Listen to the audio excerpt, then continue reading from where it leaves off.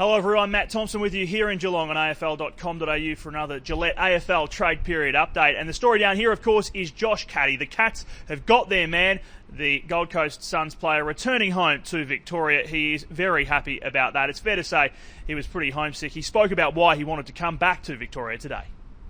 I'm very close with my family and just love the environment of Victoria and the footy atmosphere and all that sort of stuff. And I suppose I just really wanted to play footy in Victoria again, and just made that decision and stuck with it. There's no doubt I'd like to think I'm a pretty strong character and could have played footy up there, but because I know that the Gold Coast is going to be very successful in the future, and that was something I had to walk away from. So I understand that I'm going to probably watch them have a fair bit of success in the future, but as I said, my heart was in coming back to Victoria, and that's what I've done. So I'm happy with the decision. There's something about this place, it's pretty special, and I'm rapt to be here. So. Josh Caddy there. Now, the really interesting thing about this story is the compensation pick that the Cats got for losing Gary Ablett is going back to the Gold Coast, and they will be able to use that in next year's draft or the year after. It's a really interesting situation because that pick is still going to be tied to the Cats' performance. Let's have a listen to what Neil Baum, the Cats football manager, had to say about that. Well, yeah, they'll be barracking for us to lose, I suppose. But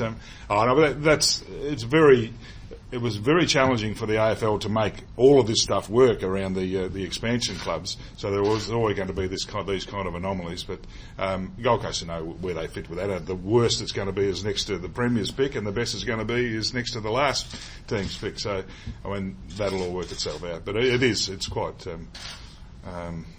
unusual that they'll be barracking against us, I would think.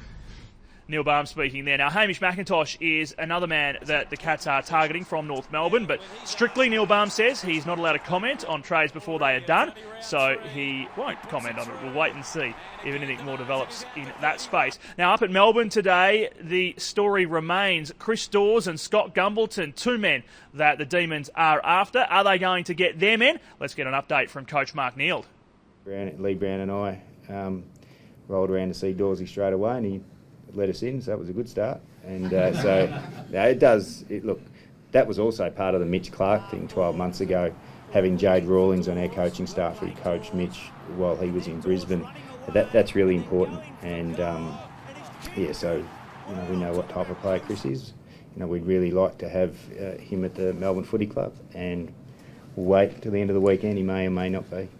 Now, I did sit down with Scott Gumbleton. We had a cup of coffee, lasted maybe 30 minutes, and we asked the question again, same thing, just part of the background research that we're doing. Scott's in a position, and again, well reported in the paper, he's weighing up his future. He does have a contract offer from Essendon, and that's up to Scott. I just wanted to have a chat. He certainly, like Dawsey, is a type of player, plays a position that we need to fill at the club. So he didn't. It was just very much a preliminary discussion.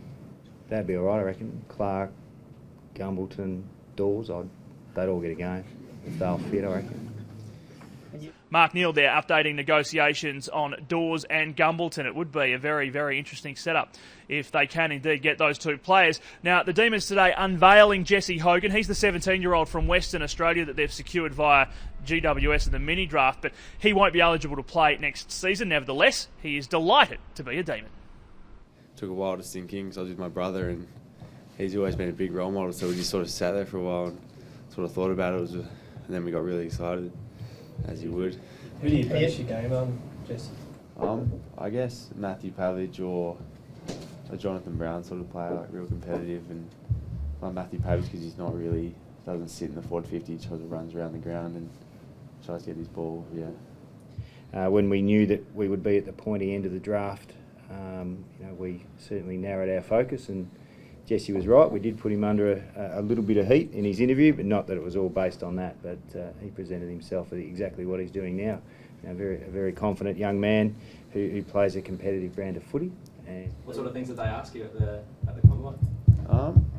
Just if you're worth waiting 12 months for. I'm not allowed to say this. I'm not allowed to say this stuff.